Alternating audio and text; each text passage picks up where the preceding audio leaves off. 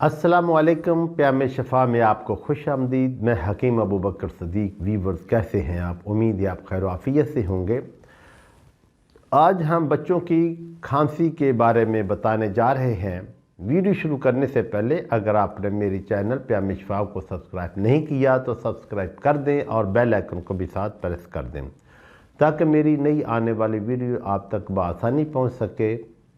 बात करेंगे इलामात व वजूहात की। बच्चे का नाजुक फेफड़ा खांसी की तकलीफ़ बर्दाश्त नहीं कर सकता, ना वो अपने बलगम को जवान आदमी की तरह खारिज कर सकता है।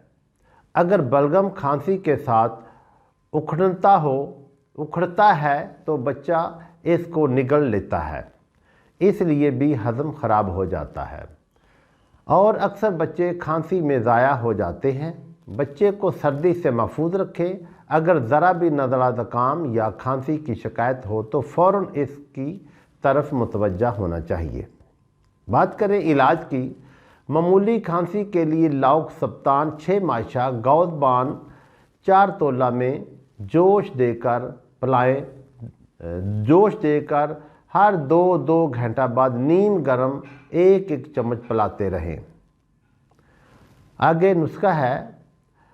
गुल बनफशा 7 माशा, अनाब 5 माशा, सप्तान 9 दाना यानी कि लसूड़ियाँ, तुखम ख़त्मी 7 माशा, मलट्ठी 5 माशा, गौज़बान 5 माशा पानी में जोश देकर साफ़ करके 2 तोला शरबत बनफशा मिलाकर बच्चा की माँ को पिलाएं और इसमें से 2-3 चमचा बच्चे को भी पिलाना मुफीद है। अगर बच्चे को कब्ज़ हो तो रोगन बैद अंजीर 6 माशा, शहद 6 माशा मिलाकर पिला दें या करें, बेहतरीन है।